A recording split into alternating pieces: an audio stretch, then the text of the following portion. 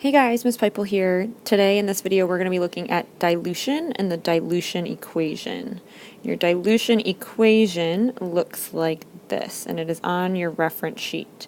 M1V1 equals M2V2.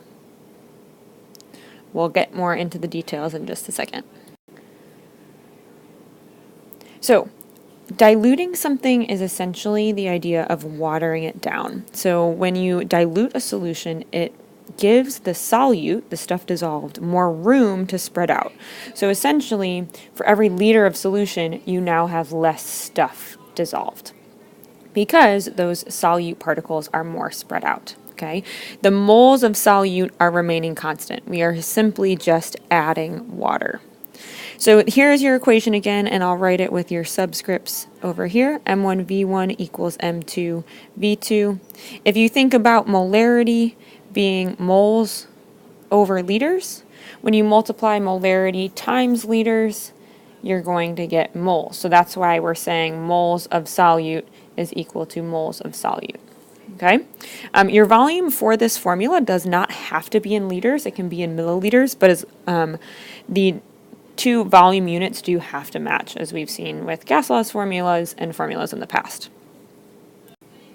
Okay, so what does this dilution process actually look like? Normally when we order, chemicals and solutions from a company like Flynn or something like that, we order things in very concentrated units. That's more efficient for us. And so we'll order things 10 molar, 5 molar, things like that. However, we don't actually want you guys to use 10 molar or 5 molar of a solution. That can be dangerous depending on what the chemical is. So we will, as teachers, dilute the solution. So how this works is generally you will take your concentrated solution and you will use your dilution equation, M1V1 equals M2V2. And figure out how much of that concentrated solution from the stockroom or from that order we would need to start with. Okay, and we would measure that out. I'm going to show you what that calculation would look like in just a second.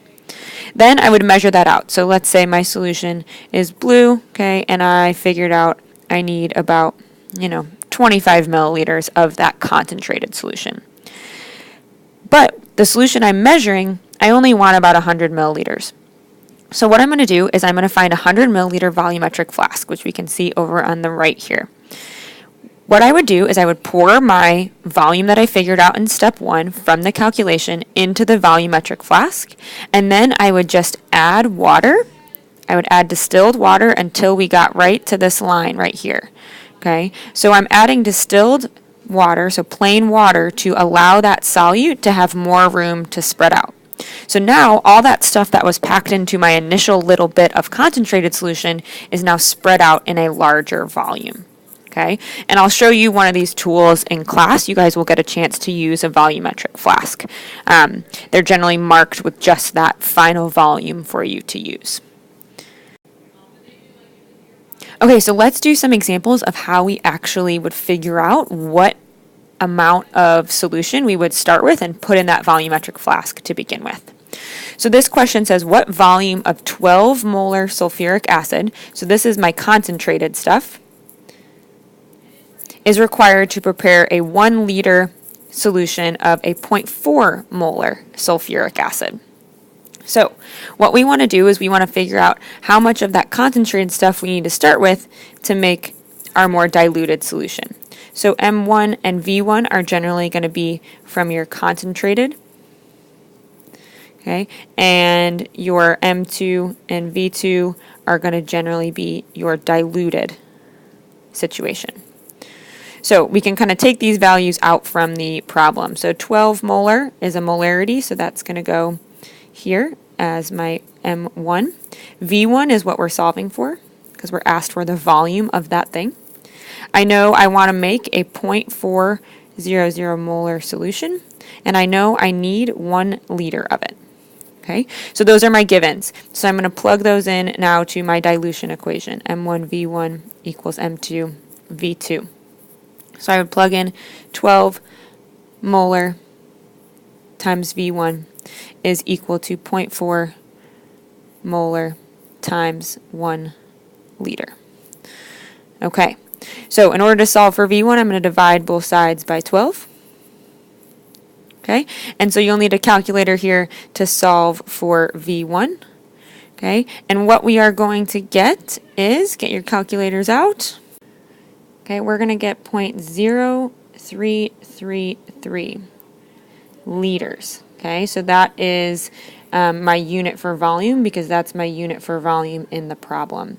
If we wanted to convert that to an easier value to use and measure, we could divide by 1,000 to get 3.33 milliliters. Okay, so what we would do is we would measure out 3.33 milliliters of that stock concentrated solution. We'd pour it in our volumetric flask, and then we'd fill it to 1 liter with distilled water to give all that sulfuric acid room to spread out. Let's try one more example. Okay, this example says how many milliliters of a 6.00 molar stock solution, okay, stock solution is clue that that's going to be your concentrated one that you're diluting, of NH3 ammonia, would be needed to prepare 100.0 milliliters of a 0.3 molar solution. So this is my diluted solution. So my concentrated solution is going to be M1 and V1. My diluted solution is going to be M2 and V2. We list those givens like we have done before. So my initial concentrated molarity is 6.0 molar. I'm solving for the volume again.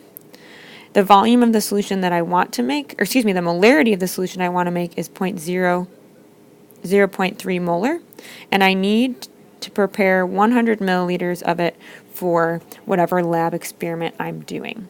So again, I'm going to set M1 V1 equal to M2 V2.